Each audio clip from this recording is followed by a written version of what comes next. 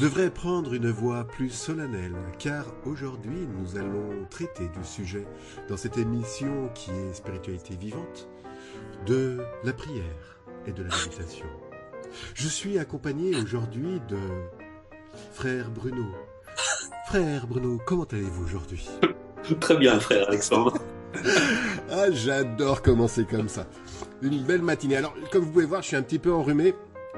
Donc si j'éternue, vous inquiétez pas, c'est normal. Bruno, aujourd'hui donc, prière, méditation. Méditation, on en avait un peu parlé, mais on va un petit peu revenir dessus, peut-être un peu plus en profondeur. Hein, puis surtout sur cette notion de comment est-ce qu'on fait une méditation. Ouais, tout Prière, à fait. méditation, On va d'abord prier pour que tu guérisses. voilà. Prions tous ensemble, frères et sœurs. Alléluia. Alors, la prière, hein, c'est quoi? Parce qu'on le voit dans différentes cultures, différentes religions, on va en parler un petit peu aussi des religions, les prières, mais en fait, c'est quoi qu'il y a derrière ça? Alors, je pourrais résumer. Un jour, j'ai posé la question à Shimedazi Rinpoche. Il m'a répondu très simplement, en fait. Il a dit, la méditation, c'est l'être, la prière, c'est la demande. D'accord, ok. C'est une demande, en fait. C'est une demande. On entre... euh, c'est une façon d'entrer en résonance avec ce que l'on veut réaliser. Mais ce qui est important dans la prière, parce que les gens attendent que leur prière s'exauce, Ouais. c'est, je crois que ça me rappelle cette histoire. Il me semble que j'en ai peut-être parlé dans une émission. Moi, je la trouve géniale. C'est un type, il est vraiment aux abois financièrement. C'est une catastrophe pour lui. Mm. Et puis il prie tous les jours. Il demande, il demande de l'aide. Et vraiment de toute son âme, parce que c'est quelqu'un de très pieux. Et puis Dieu ne répond pas. Donc il est vraiment désespéré. Et puis les semaines, les mois passent, sa situation devient vraiment catastrophique. Il est sur le point de se retrouver à la rue. Et puis il demande à Dieu, pourquoi tu ne me réponds pas? Pourquoi tu ne m'aides pas? Pourquoi tu ne me fais pas gagner d'argent? Lui dit, mais aide-moi, je veux bien t'aider, mais il faudrait d'abord que tu achètes un billet de loterie. Ouais. Parce qu'il demandait à gagner à la loterie. Donc voilà. Et souvent, dans la prière, je me souviens aussi d'un ami qui était médecin. Il disait souvent les gens, ils ont juste retenu le ciel t'aidera, mais ils ont oublié aide-toi. Ouais. Alors ça, c'est un petit point, et on va effectivement développer, parce qu'on va voir que la prière, comment dire, c'est effectivement une façon d'entrer en résonance avec ce que l'on désire, ce à quoi on aspire. Mais il faut que les gens comprennent, c'est que la prière, quand on la fait, d'ailleurs, quand on la formule, on peut la formuler verbalement, on peut la formuler à voix haute, ça peut être juste une demande mentale sans passer par les mots, quand on se met en connexion. Mais il faut que notre demande reflète ce que l'on désire. C'est-à-dire que les gens, quelqu'un qui est dans la peur, par exemple, souvent, les gens prient parce qu'ils ont peur, ils sont désespérés, ils sont dans une espèce de comme ça, et ils se rendent pas compte que, en fait, ils sont en train de créer exactement ce qu'ils ne veulent plus. Et c'est très important, c'est que la prière, on se met dans un certain état d'esprit, c'est une attitude avant toute chose. C'est une attitude, et donc on va ouvrir. Mais comment dire? Je vais essayer d'exprimer autrement. C'est que si on demande, c'est comme une personne qui est dans la rue, qui est pauvre, qui demande de l'argent, mais qui garde le poing fermé. On ne peut rien mettre dedans. Donc il faut qu'il garde le poing ouvert, sinon, eh bien c'est exactement pareil. Et ça me rappelle la phrase que j'avais dit dans une émission précédente de Ramana Maharshi, qui disait que les gens se plaignaient de l'avarice de l'océan, mais ils viennent avec une tasse. Ouais. C'est pareil. Donc c'est tout ouvert. Et pour l'exprimer encore autrement, c'est très important, c'est que, prenons, on va dire un exemple très concret. On va demander quelque chose à quelqu'un. Si on fait cette demande, c'est parce qu'on sent que cette personne, ou on sait aussi que cette personne, a la capacité de répondre à notre demande. Ouais. Donc, il y a déjà une certaine confiance. On a confiance. Ça, on rejoint justement la notion de foi. C'est-à-dire qu'on a confiance parce qu'on sait que cette personne peut répondre à notre demande. Soit parce qu'elle a les ressources, ça peut être des ressources financières, ça peut être des ressources matérielles, mais ça peut être aussi des ressources personnelles. Donc on sait que cette personne peut répondre à notre demande. Donc on a confiance. On a confiance, donc on va faire cette demande en sachant que cette personne va répondre à notre demande. Mais parfois, et on le voit sur ce plan-là, c'est pareil, parce que on va s'interdire parfois de recevoir justement parce que il y a de la culpabilité, parce que il peut y avoir, ça on a eu déjà largement l'occasion d'en parler, mais il y a toutes sortes de facteurs psychologiques qui vont faire que on va s'interdire, ce qui fait qu'on va se retrouver au mauvais endroit avec les mauvaises personnes. Une personne qui est justement dans le bon état d'esprit, elle va se retrouver au bon endroit avec les bonnes personnes. En fait, c'est j'ai entendu dire quelqu'un qui disait la prière, c'est se brancher là où est la réponse. Ouais, ça va. Et donc, quand on va prier, alors qu'on prie, qu'on croit en Dieu, qu'on croit dans l'énergie, dans l'univers, peu importe, c'est pas important. Mais il faut ressentir, il faut percevoir, il faut même réaliser que comme la personne a la capacité de répondre à notre demande, on doit percevoir que justement l'univers, Dieu, peu importe, a les ressources, a la capacité de répondre à notre demande. Parce que si on n'a pas confiance, si on est en train de prier, c'est un peu justement comme la personne qui est en train de dire bon, c'est pas la Bible que je lui demande, de toute façon il voudra pas. Ouais. Tu te mets déjà une barrière là. Voilà, donc elle est déjà en train de mettre une barrière, mais il y a tous ceux qui ne le disent pas, qui font, qui demandent en étant sûr d'être rejetés. Donc là, c'est sûr qu'elle va être rejetée, ça va marcher. Et dans la prière, eh bien, on a le même phénomène psychologique.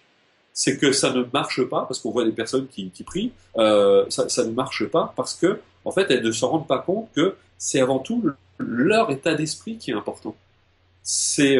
Donc c'est pour ça qu'on rejoint justement « Aide-toi et le ciel t'aidera ». Il faut d'abord s'aider. Et puis il y a aussi, très important effectivement, c'est « Aide-toi ».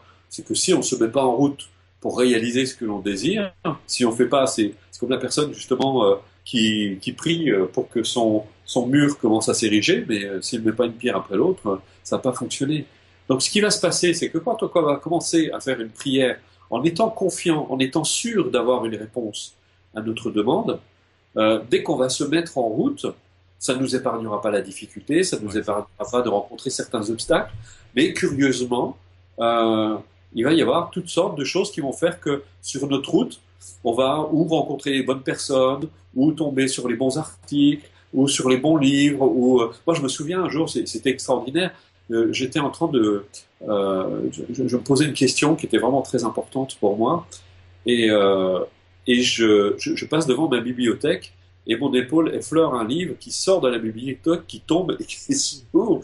Et je prends machinalement et je regarde. Et c'était exactement ce que j'avais besoin de savoir. Ça a complètement éclairé ce que je recherchais. Donc là, on peut parler justement des phénomènes de synchronicité. Oui. Mais c'est nous qui créons ces phénomènes de synchronicité. C'est-à-dire que le désir est suffisamment fort. Et là, on va voir aussi dans la prière, c'est très important. Il faut que ça rejoint la notion ce qu'on appelle le désir ardent. Il faut vraiment que le désir soit profond, sincère, ardent. C'est que c'est du plus profond de notre âme qu'on doit désirer ce à quoi on aspire. Parce que, comme disait tout le coton de si vous êtes tiède dans la pratique, les résultats seront tièdes. Ouais. Donc si la demande est tiède, la réponse, elle le sera tout autant. C'est comme dans la communication, dans le fond. Hein. La prière, c'est une forme de communication avec Dieu, avec la vie, avec ce qu'on veut, peu importe, mais c'est la même chose. C'est comme dans la communication. Si à question floue, réponse floue, à demande tiède, réponse tiède, on a la réponse qui va correspondre à notre demande. Donc c'est pour ça qu'il y a des personnes qui disent « Ouais, moi j'ai déjà prié, de toute façon, je vais au bout de Dieu parce que de toute façon, il ne répond jamais. » Mais on voit, et c'est extraordinaire parce que d'ailleurs tout le monde a certainement déjà vécu ça, c'est que des fois il y a des personnes, on voit, et soit elles ont une demande, elles ne l'expriment pas, donc on ne sait pas qu'elles demandent quelque chose de toute façon, et puis, ou alors elles ont une demande, mais elles formulent de telle façon qu'on ne peut pas y répondre à leur demande. Donc c'est comme si elles ne le voulaient pas. Donc il y a cette espèce d'attitude curieuse, et c'est que les gens ne se rendent pas compte, en fait, qu'ils reçoivent exactement ce qu'ils demandent, mais très inconsciemment. C'est qu'il y a le désir en surface, et il y a toute la dynamique de l'inconscient qui vient interférer. Donc on voit que c'est pas, finalement, dans la prière, on croit que c'est ça, mais en fait, on complique tout, en fait. Ouais. Ce que je comprends, c'est que vraiment, il faut avoir la foi quand tu fais une prière sur ce que tu veux obtenir. Mais oui, parce que la foi, mais en même temps, c'est, comme disait Dalai Lama, c'est une foi raisonnée. C'est-à-dire qui s'appuie sur la conscience des possibilités Et alors pour ça, pour s'aider, parce que les gens disent, oui, mais justement, j'ai pas la foi, comment je peux avoir la foi? Et moi, je leur dis, mais commencez à adopter un certain point de vue.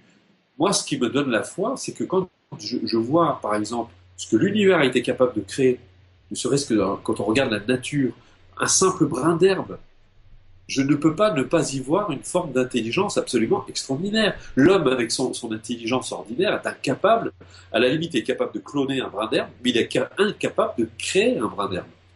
Ces créations sont absolument extraordinaires. Et quand on voit toutes les créations de l'univers, on ne peut pas ne pas y voir une forme d'intelligence extraordinaire dans l'univers. Donc, quand on sait qu'on est relié à ça, ça me rappelle encore l'histoire de la vague qui prend conscience de l'océan. Ouais. Quand la vague prend conscience qu'elle est l'océan, c'est immense. Et pour ceux qui ont vécu ne serait-ce qu'un état d'éveil partiel, ils le savent. Ouais. C'est que d'un seul coup, cette connexion nous met en résonance avec l'univers.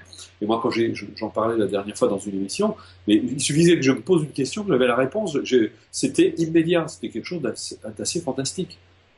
Et même encore aujourd'hui, quand à travers les pratiques, je vois le phénomène de réalisation, sans même passer par l'intellect, c'est quelque chose d'absolument fantastique. Donc, en plus, la foi va croissant avec justement la progression de l'individu. Sa progression, bien sûr, je parle, sa progression personnelle et spirituelle.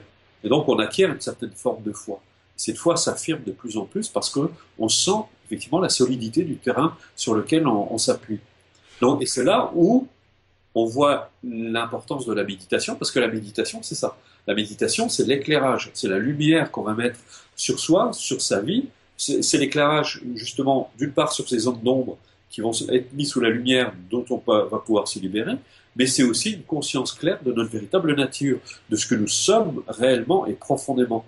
Et quand on prend conscience de ça, eh bien là, j'ai envie de dire, la prière se fait presque simultanément. Ouais. Il suffit qu'on ait besoin à ce moment-là. On se dit, voilà, j'ai besoin d'aller vers telle ou telle chose. Et c'est extraordinaire parce que plus on s'est libéré de ces obstacles, plus ça va vite après quand on demande. C'est ça, c'est que quand tu commences à faire une prière, tu dois te détacher de tous les doutes possibles. Par exemple, moi je veux rencontrer le Dalai Lama, tiens, d'accord? Ouais. Donc il faut quand même se détacher quelque part des croyances, du dire ouais je peux pas, de toute façon il est super occupé, ou ne serait-ce que Mathieu Ricard d'ailleurs que j'ai contacté il y a quelques temps de ça, ouais mais il est super occupé, il peut pas, etc. quoi.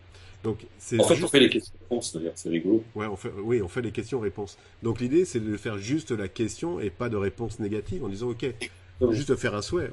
Je souhaite rencontrer Mathieu Ricard et discuter avec lui de choses et d'autres, et de lancer ça dans l'univers, en se projetant peut-être, en disant, ok, oui, ça va marcher, tout simplement.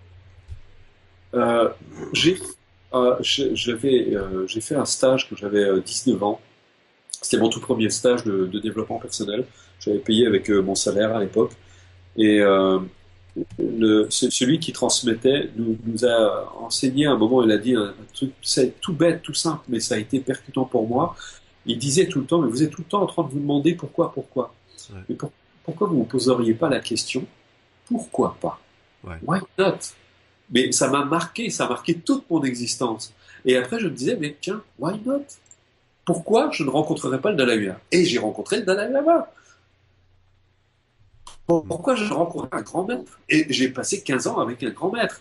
Pourquoi je n'écrirais pas un livre? Et j'ai écrit un livre. Je ne me mets plus de barrière. Et quand on a cette question, c'est extraordinaire. Se dire, mais pourquoi pas? De toute façon, dans le pire des cas, je ne le rencontre pas. Ça n'aura rien changé dans ma vie. Donc, de toute façon, mais s'il y avait une possibilité que ça arrive. Donc là, moi d'ailleurs, je vais le rencontrer au mois de septembre. Ah, génial. Donc voilà. Donc je ne me mets pas de barrière. Je dis pourquoi pas? Why not? Et ça permet de se libérer. Et mais c'est rigolo parce que quand ça arrive, on voit même des personnes d'ailleurs quand ils commencent à obtenir ce qu'ils ont. Ah ouais non mais c'est pas possible. C'est ça en fait. C'est absolument fantastique. On est un truc, vous l'avez maintenant, vous vous plaignez de l'avoir. Ouais, c'est ça. On se crée en fait nos propres barrières, quoi, nos propres limitations. Tout le temps. Tout le temps. Donc il faut voir, en fait, la prière, on en fait tout un cirque, mais c'est vraiment simple, c'est une connexion en fait. Ouais. On entre en résonance, encore une fois, que les gens retiennent ça, c'est qu'on entre en résonance avec l'objet de notre souhait. Et souvent, ce qui est assez amusant, c'est que je vois que les gens, ils ont une utilisation très limitée de la prière. Parce que je me souviens d'un lama que je suivais aussi qui disait, par exemple, si vous voulez la connaissance, mais vous devez la demander, sinon vous l'aurez pas. C'est pareil, si vous voulez réaliser la compassion, vous devez la demander, et ainsi de suite. Et en fait, on demande tout. Et comme ça, tout nous vient. C'est rigolo parce qu'on a les bons enseignements, il faut avoir vraiment cette aspiration. Et j'ai envie de dire aussi, la prière, c'est effectivement, c'est tout un art. C'est l'art de poser les bonnes questions. Parce que, encore une fois, c'est comme dans la communication. Parce que, encore une fois, la prière, c'est une communication. C'est communiquer avec la vie, avec Dieu. Enfin, encore une fois, peu importe, avec le soi, chacun il mettra le terme qui lui convient. Mais c'est une façon de communiquer. Et il n'y a pas, dans le troisième cycle que j'enseigne, les gens m'écrivent parce qu'ils me disent mais je ne comprends pas, vous ne mettez pas d'exercice. Et je leur réponds mais est-ce que vous avez lu la présentation? Parce que j'explique que dans la présentation, la prière, c'est pas quelque chose qui se... Alors on peut se servir de prières déjà toutes faites, bon, je ne vais pas comme ça tout de suite en tête, mais on peut s'appuyer sur des prières toutes faites, et c'est bien, mais il ne faut pas tomber dans la répétition mécanique, mais il n'y a pas de façon particulière, si on emploie le mot Dieu, il n'y a pas de façon particulière de prier avec Dieu, Dieu est tout prêt à nous entendre, et donc, mais ce qui est important, c'est de communiquer avec le cœur, d'être ouvert. C'est l'intention qu'il met, quoi. Voilà, c'est le langage du cœur, donc c'est de formuler une demande, mais avec le cœur, alors que la plupart du temps, les gens demandent, mais c'est très mental, c'est très exigeant aussi, et je dis aux gens, mais mettez-vous, essayez de vous mettre à la place de Dieu. Est-ce que vous auriez envie de répondre à votre demande? En fait, vous-même, dans votre façon de demander, vous vous interdisez de recevoir. C'est encore une fois l'histoire de je tends la main, mais je ferme le poing. Donc je demande, mais en même temps, j'interdis, même Dieu lui-même ne pourrait rien mettre dans la main puisqu'il est fermé. Et si les gens ne comprennent pas ça, c'est impossible. Et je le vois même avec moi. Il y a des personnes qui viennent avec une demande, mais ils se mettent dans une telle position qu'on ne peut même pas leur donner ce qu'ils demandent. Donc c'est impossible. C'est extraordinaire. Et il y a cette double réponse aussi, effectivement. Je vous demande quelque chose, mais en même temps, je ne sais pas si je le mérite. Ouais. Bon, on a envie de lui dire, bon, bah, écoute, reviens quand tu seras convaincu que tu le mérites, parce que bah, je ne peux pas te le donner. Voilà. En fait, il faut que les gens se rendent compte que c'est eux qui ont les manettes, que c'est eux qui vont s'accorder de recevoir ou pas. Donc, c'est là où c'est important, la prière, pour qu'elle soit active et pour qu'elle marche. J'ai envie de dire, il y a tout un nettoyage à faire qui est indispensable. Il faut vraiment que les personnes se débarrassent de justement de leurs croyances limitantes, de leurs a priori, de leurs préjugés, de leurs peurs, de leur culpabilité, parce que c'est vraiment épouvantable. Il y a ça, il y a le fait en effet qu'il faut se détacher de ses croyances, culpabilité et tout ce bagage que l'on a, mais il y a aussi le fait de faire ce qu'on appelle le premier pas pour aller vers justement cette demande, vers cette prière. Tout à fait. Mais il faut demander, puis il faut demander encore une fois avec le cœur, on va être, et on va devenir progressivement plus habile à se positionner, à avoir la même attitude. Mais c'est ça je trouve que c'est un exercice qui est très riche, la prière, parce que pour que ça fonctionne, il y a vraiment cette attitude à trouver. C'est que, en fait, une fois qu'on l'a réalisé, c'est tout simple. Mais on se bute parce qu'on a un fonctionnement mental vraiment qui est très fort parfois et qui, encore une fois, qui nous interdit de recevoir ce à quoi on aspire réellement. Et il y a cette recherche. Et dès qu'on a cette position, cette attitude, voilà. Et aujourd'hui, c'est assez amusant parce que, comment dire, les gens me demandent, mais est-ce que tu as encore des doutes? Non, j'ai plus le moindre doute de ce qui va m'arriver. Parce que c'est comme une évidence, en fait. Et c'est ça la prière. C'est que pour moi, c'est une évidence. Je sais que je vais rencontrer la bonne personne, le moment venu. Pour l'instant, par exemple, je fais la demande. Mon souhait est là, il est très présent, il est très actif. Et je sais que ça va arriver à un moment ou à un autre. Je sais que voilà, j'ai des projets, j'ai des aspirations, et je sais que ça va arriver. Mais si aventure, justement, il y a une partie de moi qui dit, oui, mais tu te rends compte si tu réalises ça, ce que ça va impliquer, etc. C'est que d'un côté, je le désire, en même temps, j'ai très peur que ça arrive. Donc là, il y a cette espèce de contradiction, et c'est ce que disait Shimon Rinpoche quand il disait l'homme c'est comme une voiture à deux moteurs, il y a un moteur qui pousse en avant, puis l'autre qui tire en arrière sans arrêt. Donc de ce fait, parce que la loi de cause et d'effet est patente, il y a la voiture ne peut pas avancer. Donc on a cette demande, et il n'y a aucune raison qu'elle n'arrive pas. Mais encore une fois, l'obstacle majeur à cette réalisation, bien c'est nous. Donc on revient à ces pratiques justement d'arriver à se libérer de plus en plus, d'arriver à s'accorder ce que l'on souhaite, ce à quoi on aspire. Parce que sinon, ça ne marche pas. Et c'est là où justement la méditation va entrer en parfaite résonance justement avec la méditation. Et on va voir, il faut savoir alterner d'ailleurs entre la pratique de la méditation et la pratique de la prière. Parfois, le moment est approprié pour demander, parce qu'on est dans le bon état d'esprit. Et parfois, le meilleur moment, c'est justement d'être simplement là, de savoir être simplement présent, d'être dans l'instant. Et ça, là, on est vraiment dans la pratique de la méditation. Donc là, ça rejoint ce que je disais tout à l'heure quand je parlais de Shimon Rinpoche, c'est qu'effectivement, la méditation, c'est l'être, et la prière, c'est la demande. Parce qu'on peut avoir des demandes, effectivement, parce que notre vie, en fonction de l'évolution, de nos aspirations, eh bien, on peut avoir, par exemple, je sais pas, on peut avoir même d'un point de vue purement matériel, on peut avoir besoin d'une voiture, simplement pour se déplacer à son travail, pour trouver un travail, pour aller voir ses amis, pour partager, donc cette demande est tout à fait légitime, surtout si elle a un sens. Ouais, c'est ça. Il faut non seulement un sens à une demande, parce que sinon il n'y a pas vraiment d'utilité à faire une demande. Tu parlais tout à l'heure justement de vibration. Au tout début, ça te met dans un état vibratoire particulier. Sur ces notions de vibration, est-ce qu'on peut faire une petite aparté de quelques minutes? Qu'est-ce que c'est que les vibrations? Qu'est-ce que c'est que se mettre dans un état vibratoire?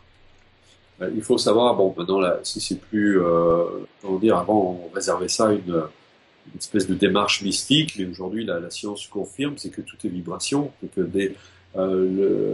quand je suis en colère, j'émets une certaine forme, une certaine vibration. D'ailleurs, pour les gens qui sont un peu sensibles, c'est assez palpable. On va voir que l'atmosphère, on est complètement transformé. On a quelqu'un qui est comme ça, très intense.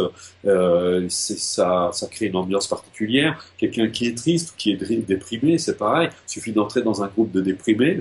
Ouais. Ça déprime le plus joyeux d'entre nous.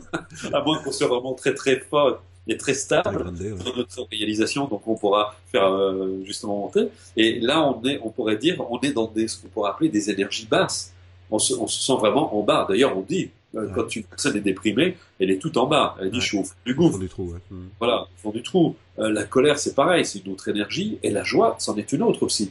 Et là, on voit à quel point, quand on est joyeux, on est dans quelque chose de beaucoup plus léger, de beaucoup plus ouvert. On se sent mieux. Il y a un bien-être. Là, il y a eu suffisamment de recherches aujourd'hui, on a besoin de le démontrer sur le plan scientifique. Là, c'est vraiment une réalité avérée. Donc là, c'est pareil, la prière, il faut se hisser au niveau de ce que l'on veut réaliser. Parce que je crois que c'est Einstein qui disait que la solution à un problème ne peut pas venir de la source qui a créé le problème. Donc, pour le dire autrement, ça ne peut pas venir de l'état d'esprit dans lequel on a créé le problème. Ouais. Donc il faut se hisser justement au-delà de cela. Donc c'est pour ça que je disais en début de cette émission, c'est que on doit notre attitude, notre demande, on doit être vraiment, et c'est pour ça qu'il faut aussi choisir le moment où on le fait. C'est qu'on va pratiquer la méditation pas dans les moments où on est déprimé, même si on veut s'en sortir, mais essayer de profiter du meilleur moment où il y a eu par exemple une accalmie, où là on va demander parce que notre état vibratoire est un peu plus élevé et de se mettre justement en résonance avec ces énergies. Et comme je disais tout à l'heure, la demande, ça doit venir du cœur. Donc on doit être vraiment le cœur ouvert. Même si on est dans la difficulté, même si on souhaite se libérer, et là on pourra en parler après aussi, c'est effectivement la façon de formuler une prière. Si on est là, sortez-moi de là, je suis vraiment dans la merde. Ouais. ça va pas fonctionner parce que quelque part, rien que le fait de le formuler de cette façon, on montre qu'on n'y croit pas. On devrait plutôt formuler ça. je sais, j'ai confiance en toi, je sais que tu as les ressources, voilà, tu peux m'aider. C'est-à-dire que là, on est dans un état de confiance. Ouais. Et je parle pas de confiance aveugle. C'est-à-dire que à ce niveau-là, il faut que les gens comprennent notre truc, c'est qu'on ne peut pas tricher. C'est-à-dire que on peut mentir à quelqu'un, oui, je sais que tu peux m'aider, mais on n'y croit pas une minute. Mm. mais là, on est juste avec soi-même. Donc ça sert à rien de tricher. On sait très bien au fond de soi qu'à ce moment-là, quand on formule, on n'y croit pas du tout. Donc il faut vraiment arriver à trouver, j'ai envie de dire, c'est un lieu. Ouais. C'est trouver ce lieu où on est en état de confiance. Et on sent, on perçoit justement ce lien avec la véritable nature de l'esprit, avec Dieu, avec l'univers. Et là, il y a quelque chose d'extraordinaire. Il y a une communication qui se crée, et même une communion, puisque on finit par faire plus qu'un avec, avec l'objet de notre demande, mais aussi avec l'énergie de l'univers. Justement, pour reprendre un petit peu ce que tu disais, merde, je suis dans la merde, aidez-moi là, je veux m'en sortir. C'est clair que tu es dans une énergie où c'est un peu de stress, c'est pas facile. Comment tu Ah, mais fais? ça marche jamais, ça. Hein. Oui, je l'ai expérimenté, donc oui, ça, je sais Oui, que oui. ça marche pas. Comment tu fais pour justement passer de cet état, on va dire, vibratoire qui est relativement bas, à un état qui est beaucoup plus calme où tu vas être avec l'ouverture et comme ce que tu disais, ben voilà, j'ai confiance en l'univers, j'ai confiance en peu importe, je sais que ça va venir et donc du coup te calmer quelque part. Comment tu fais ça? Et c'est là où justement on a besoin de la méditation et des autres pratiques qu'on a déjà citées dans les émissions précédentes. C'est que justement, c'est de se mettre vraiment d'abord dans un bon état d'esprit, de se dire bon, je vais d'abord me détendre. Bien sûr, ma situation est pénible, elle est difficile.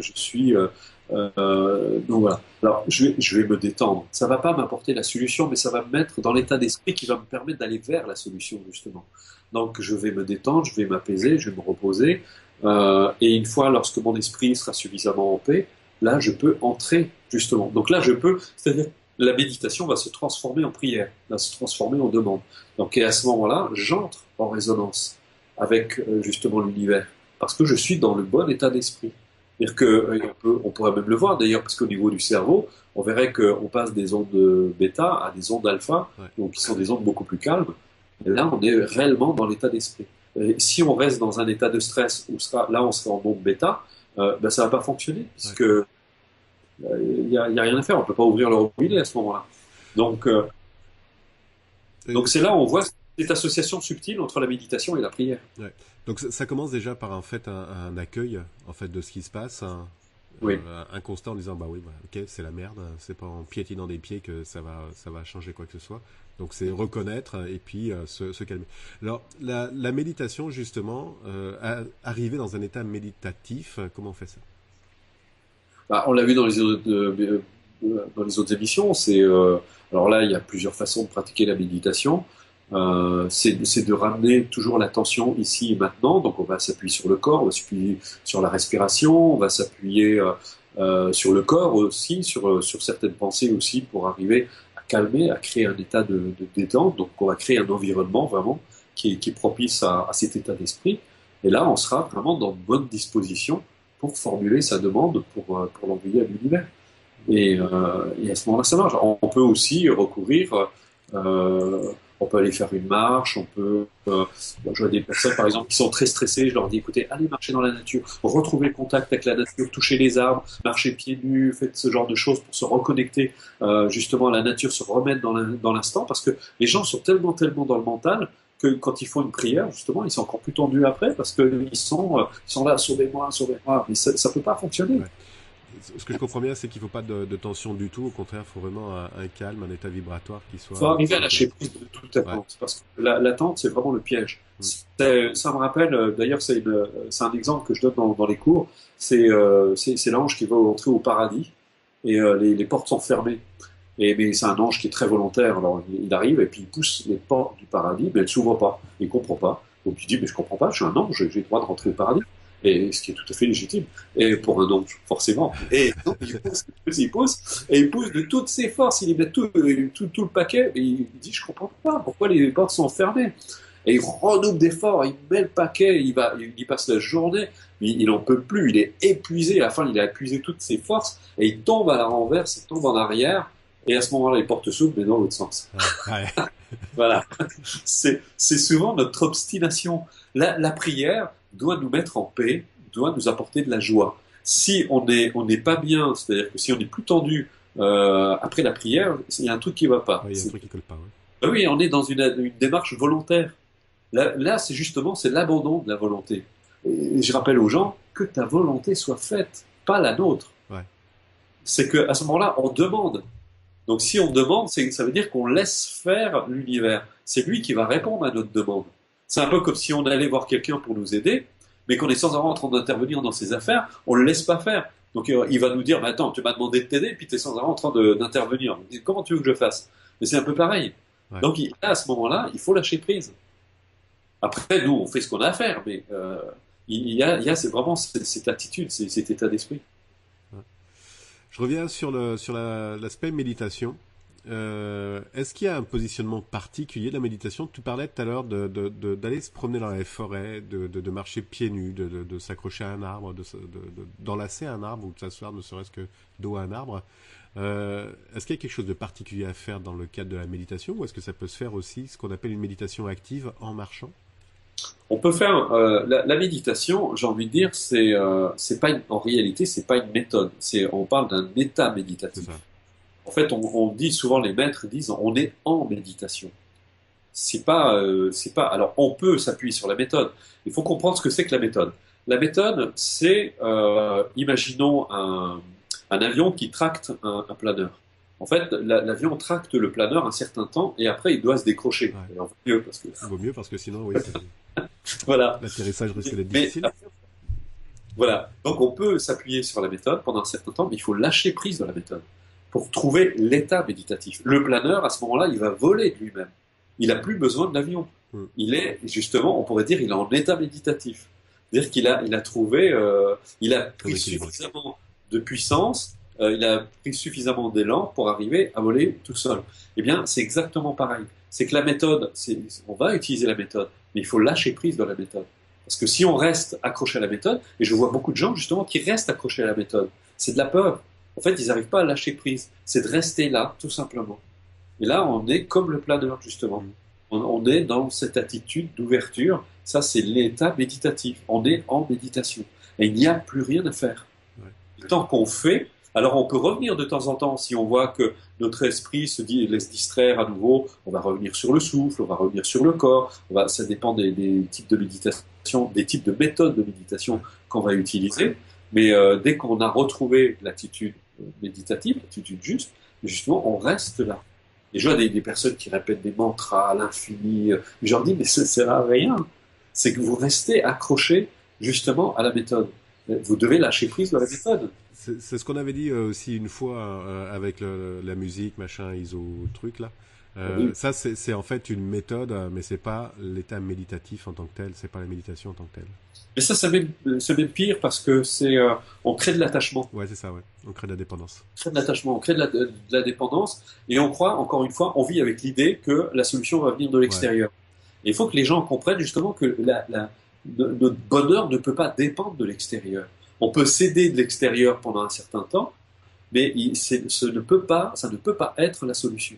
Donc je vois ces personnes qui écoutent ça à longueur de journée, mais qui restent accrochés à leur truc. Ça me rappelle une amie que j'étais allé voir, c'était justement dans les années 80, j'étais allé faire un stage de cri primal. Bon, c'était intéressant, on avait vécu des choses, mais cette personne, ça faisait 10 ans qu'elle suivait ce thérapeute, et je la trouvais relativement déprimée.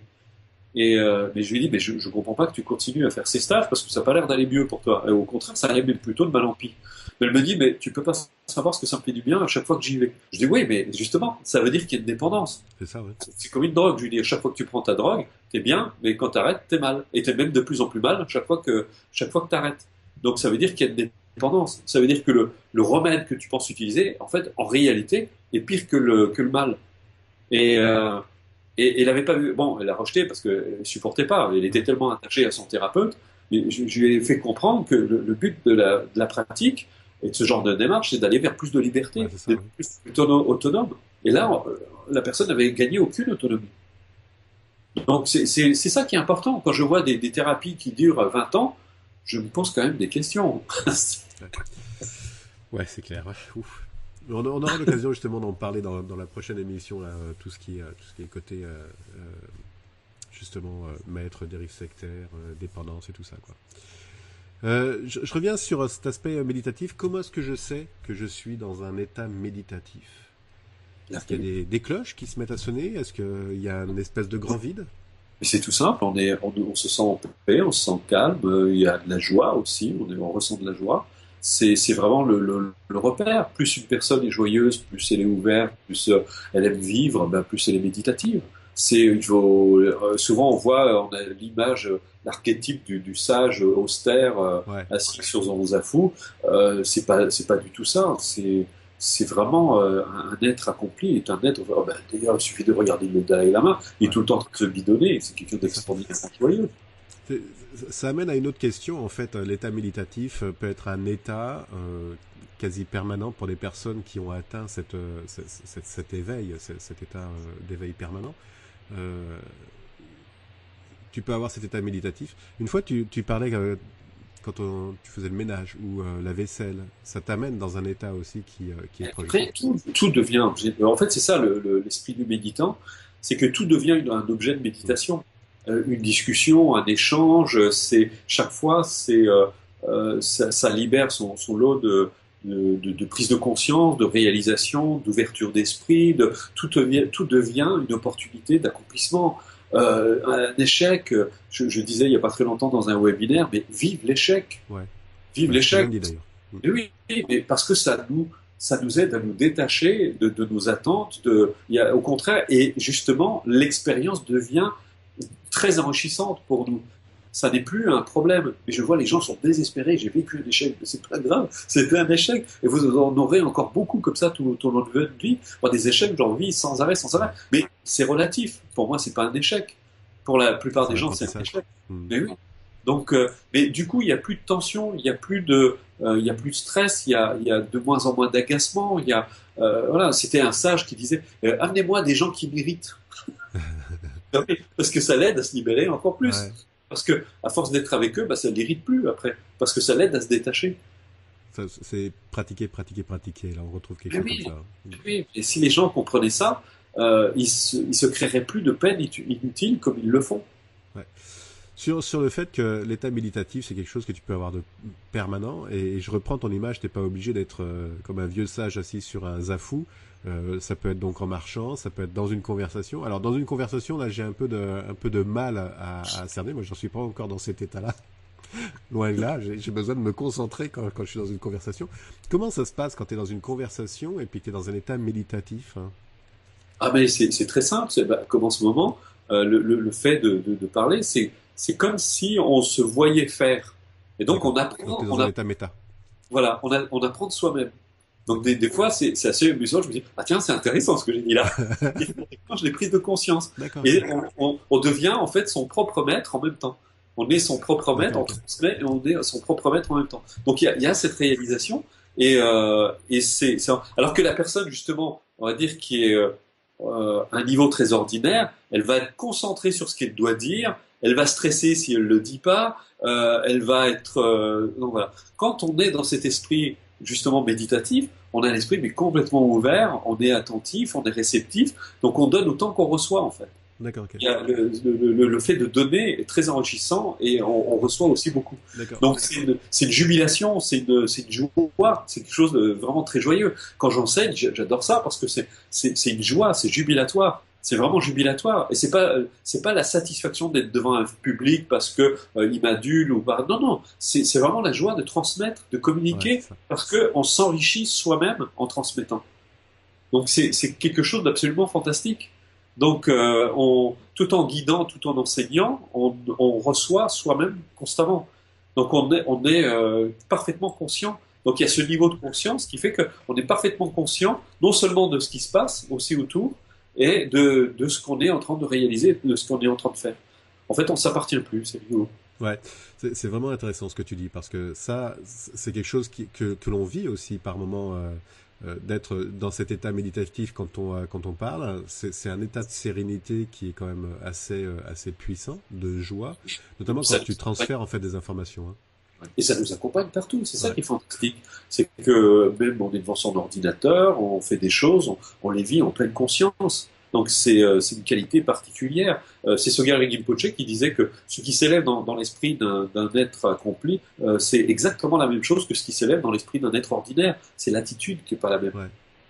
Donc forcément, il y a moins de stress, même j'ai envie de dire pratiquement plus de stress. Ah, j'aime bien cette approche. Moi, ça m'allume des petites lumières là, c'est intéressant. Donc, du coup, c'est pas utile d'être assis sur son zafou ou de prendre. Ça se fait en fait à. Alors, Pour le il y a quand même, débutant, si. voilà ça. Pour le Le débutant, il débutant, faut si, commencer par parce quelque que chose. oui, le débutant, lui, va très facilement se laisser distraire par l'extérieur, par l'environnement extérieur. Ça serait comme demander à quelqu'un de plonger sans savoir nager. Ouais, Donc, il vaut mieux d'abord savoir nager. Donc, au début, ça il peut vaut aider. mieux faire, et même à la limite, des sessions courtes, régulières, de ne serait-ce que 10 minutes, un quart d'heure, tous les jours, même voire plusieurs fois par jour, de façon à gagner cette assise. De gagner cette profondeur, cet enracinement. Et après, justement, c'est de l'appliquer de plus en plus dans le quotidien, de l'amener dans le quotidien. Et au début, moi, je recommande aux gens, surtout, n'essayez pas de faire des prouesses, justement, Ouais. n'essayez pas de vous mettre en état de méditation en donnant une conférence, Ça va être la cata là. ça va être la cata. Mais par exemple, justement, vous êtes en train de faire la vaisselle, entraînez-vous à le faire. Mm. Vous faites du repassage.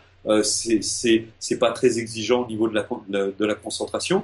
Donc à ce moment-là, vous pouvez être attentif, vous regardez vos pensées, vous voyez ce que ça libère en vous. Quand vous allez faire une marche, quand vous regardez, au lieu de bavarder inutilement, les gens ils vont dans la forêt. C'est rigolo, je croise souvent des marcheurs comme ça. Ils font une cacophonie, c'est extraordinaire. Ils viennent dans la nature pour goûter la nature, mais finalement ils ne la voient pas. Donc ils sont arrivés au bout du chemin, ils se disent ah, mais finalement on n'a rien vu. Ouais. C'est fantastique. Donc là justement, c'est de profiter de cet état de méditation, de regarder chaque fois ce que ça réveille en nous, ce que ça libère. C'est sans arrêt des prises de conscience et qui vont aller en grandissant de plus en plus, de plus en plus, de plus en plus. Et on va tout le temps apprendre. Donc notre champ de conscience va s'élargir de plus en plus. Mm. Donc C'est ça la... ok. Donc pour les débutants, c'est de commencer quand même de façon concentrée. Une Ouais. technique, c'est d'écouter sa respiration ou de se centrer en fait sur soi, sur une partie de son corps particulier, par Voilà, exemple. on observe le souffle et Sogyal Rinpoche disait quand il enseignait la méditation, vous mettez 25% sur la méditation et le reste détendu. Et il disait, et pour vous, les Allemands, vous mettez seulement 13%. Ah ouais, pourquoi? Oui, parce qu'ils sont très disciplinés. D'accord. Ah oui, exact. Oui, d'accord. Voilà. Ça, je suis embrumé là-haut. Ok. C'est, Donc, j'espère que s'il y a des Allemands qui nous regardent, ils n'en voudront pas.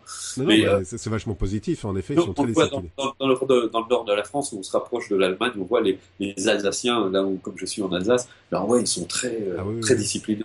oui. Voilà. Et plus on descend, plus ils sont relâchés. Alors, Plus ça plus va. on descend, plus il faut être concentré.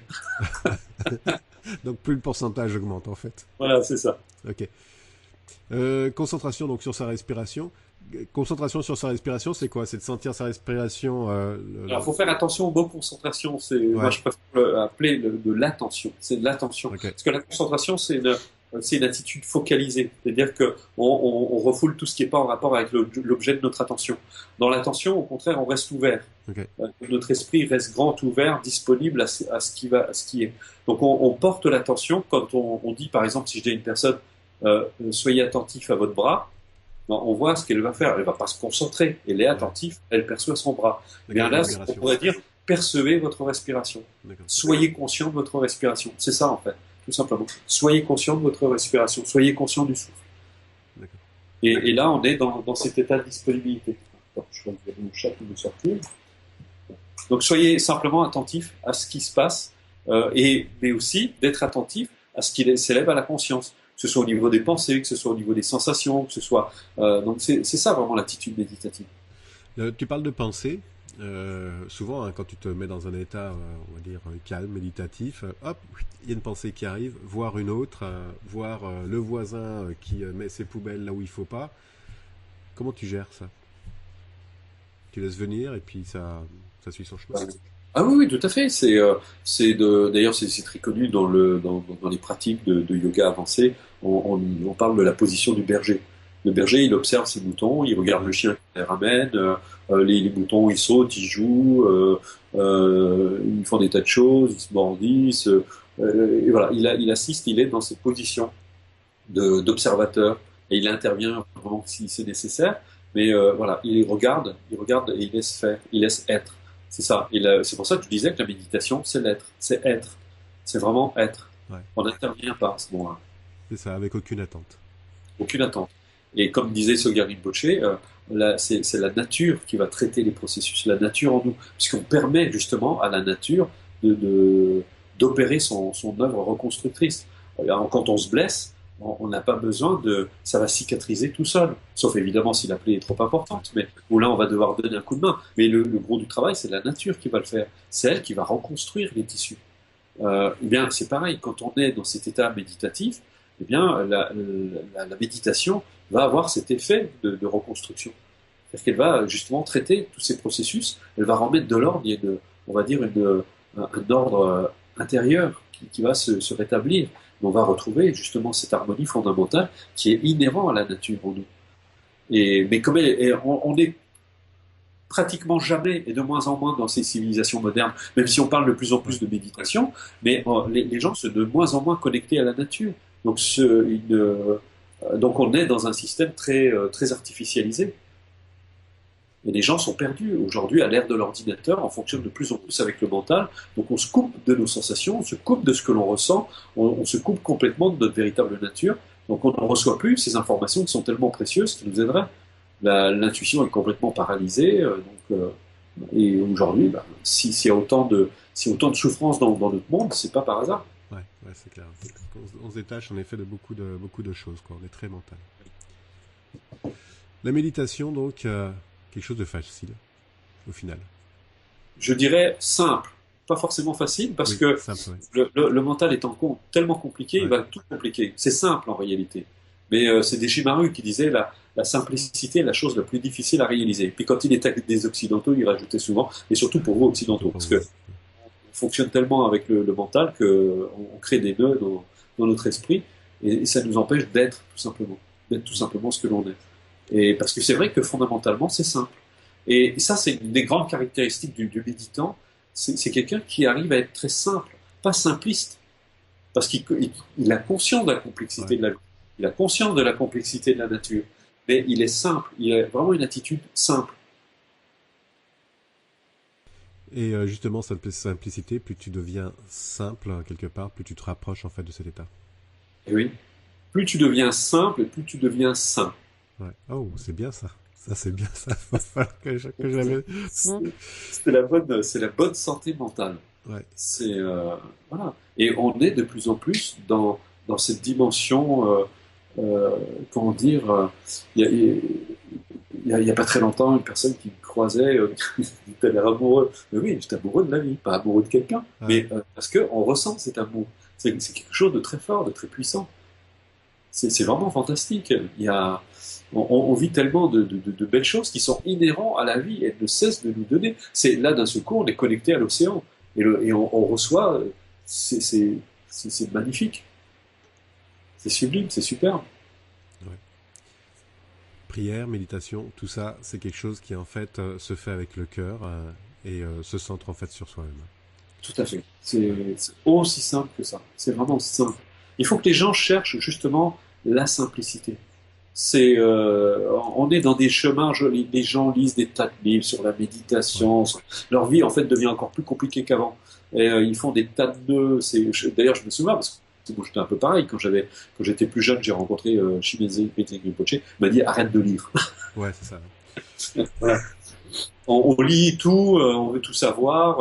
Et puis les gens, c'est vrai qu'ils sont... mais ils s'identifient à ce qu'ils croient savoir. Parce qu'en réalité, il faut bien faire la distinction entre comprendre et réaliser, c'est pas la même chose.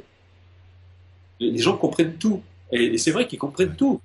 Ils comprennent tout, mais ils réalisent pas. Ils ne réalisent pas. Et c'est pour ça qu'un jour, c'est Sogyal Rinpoche qui avait posé la question à son grand maître, Nigoke Tse Rinpoche. Il lui a dit, qu'est-ce que tu penses des Occidentaux? Il dit, les Occidentaux, c'est des gens très intelligents. Ils sont très intelligents. Ils savent plein de choses. Mais c'est tout.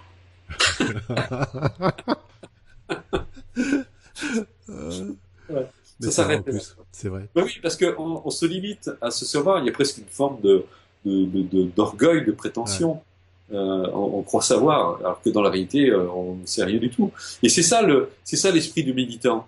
C'est que justement, il a cette honnêteté de dire je ne sais pas. D'ailleurs, ça me rappelle cette chanson, je sais une chose, c'est que je ne sais rien. C'est que je ne sais pas. C'est Brel, non? Non, c'est pas Jean Gabin qui a chanté ça? Ou Gabin. Oui, non, c'était Gabin. Oui, c'était Gabin. Oui, Gabin, voilà. Mais c'est ça. Et ça, c'est justement, c'est quand on arrive à la sagesse nous fait dire que finalement, on a vécu plein de choses, on a réalisé plein de choses, et finalement, on ne sait rien. L'univers est tellement vaste, il est tellement grand, on est toute petite chose, c'est rien de savoir. C'est même ridicule, c'est assez, on est presque arrogant avec le savoir. Ouais. C'est insignifiant. On arrive à la fin bientôt là. 10 petites minutes. Si on devait... On a dit plein de choses sur la méditation. Ouais, on a dit plein de choses. Hein. On va s'arrêter là. Hein, ouais. Allez, juste on va finir par des clés. 3 petites clés pour la prière, 3 petites clés pour la méditation. Alors, d'abord la prière. Il faut d'abord prendre le temps, prendre soin de se débarrasser de ces a priori pour justement arriver à réaliser cette foi, de sentir que, mais je le répète, mais quand je vois la nature, je ne peux pas ne pas avoir une forme d'intelligence extraordinaire. Je me dis que l'univers, s'il est capable justement de créer des montagnes, de faire pousser un arbre, des brins d'herbe, je me dis, ça ne doit pas être compliqué de répondre à ma demande, à ma prière. Donc j'ai confiance, je me dis que le terrain est solide, il est vraiment extraordinaire. Donc il y a cette notion de foi qui est très importante. Et puis aussi, il faut encore une fois, que notre demande reflète justement ce que l'on désire. Donc si on veut quelque chose, mais qu'en même temps on est habité par la peur quand on demande, on va récolter ce qu'on sème à ce moment-là. Donc il faut faire très attention aux graines qu'on va semer, et c'est de se mettre dans un état de grande confiance, d'ouverture, et de ne pas tendre la main en serrant le poing, donc de vraiment garder l'esprit ouvert. Et c'est là où ça rejoint justement la méditation, et la méditation va nous aider à créer cet environnement favorable, cet état d'esprit dans lequel on va pouvoir se mettre justement pour obtenir ce que l'on désire. Et puis après, c'est vrai que la grande clé, on le répète à chaque émission, mais c'est la pratique, c'est pratiquer tout le temps. Et c'est quelque chose qui est très important, parce que on peut pas créer cette assise sans cette pratique. C'est qu'on va s'installer, on va s'enraciner. Les gens ne sont pas enracinés. Tu as rencontré Nathalie Holstein, avec qui tu échanges, je crois que vous faites une émission, et bien elle le dit elle aussi, c'est que les gens ne sont pas enracinés, ils sont là-haut, ils sont dans leur tête, ils ne sont pas dans la réalité. La réalité, elle est là, elle n'est pas là-haut, elle est là. Donc ça, c'est très important, et c'est pour ça qu'on peut vivre aussi une espèce, on parlera sûrement dans l'émission prochaine, mais dans une espèce de spiritualité désincarnée, on a la tête dans les étoiles, mais on n'est pas ancré dans le sol. La méditation, et c'est pour ça que les bouddhistes tapent souvent sur les genoux, c'est pour dire, là, c'est là que ça se passe. C'est physique. C'est pas... Donc c'est vraiment de s'ancrer dans le réel, dans la réalité, c'est d'être là. Et la pratique, c'est pas...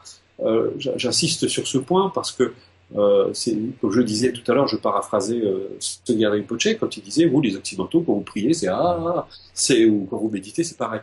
Et c'est pas du tout ça, vraiment.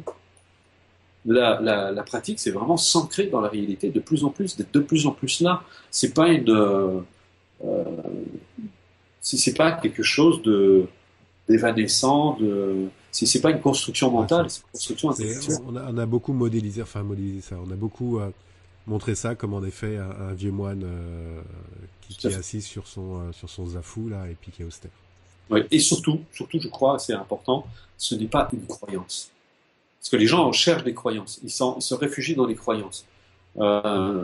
C'est pas une croyance, il s'agit justement de réaliser la nature telle qu'elle est. Et c'est pour ça qu'on observe, on a eu l'occasion de parler de l'impermanence, de l'interdépendance, de la vacuité, mais ça, ce sont des situations de fait. C'est pas une invention de l'esprit, c'est pas une vue de l'esprit. L'impermanence, c'est pas une vue de l'esprit, c'est une réalité, c'est un fait. L'interdépendance, c'est un fait. Ouais. Quand on pratique la compassion, l'amour, la compassion, c'est pas une croyance, c'est un état de fait, on le ressent et on peut en voir les manifestations dès l'instant où on le pratique dans notre vie. Et on voit comment ça transforme, comment ça change. Quand quelqu'un qui est dans la joie, il va sentir le niveau vibratoire est totalement différent. Et aujourd'hui, la science le confirme, c'est quelqu'un qui vit dans la joie, bonne chance d'être en meilleure santé. Oui, c'est des choses qui ressortent pas mal là. Ok, méditation, Voilà.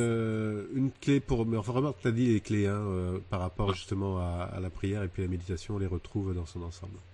Ouais, tout à fait. Bah écoute, je te propose qu'on arrête tout simplement là. Ah Euh, oui.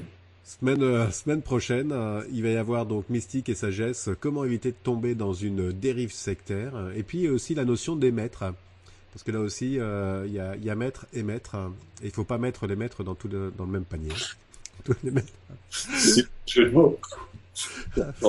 Ça dit donc. Donc voilà. Même enrhumé, tu t'en sors bien. Ah, Hein. j'ai du mal. Donc, frère Bruno, merci. On va s'arrêter sur ces belles paroles. Bruno, vraiment merci parce que c'est vrai que ça a été très complet ce que tu as dit sur la méditation. Ça a éclairé beaucoup de choses sur le fait de la méditation et puis un état méditatif. C'était pas que des techniques, mais c'était vraiment en fait un état. Et t'as pas besoin d'être assis sur ton zafou pendant des heures pour atteindre un état méditatif, mais tu peux le faire aussi en faisant la vaisselle. Alors les personnes qui nous écoutent, tous à la vaisselle. Voilà.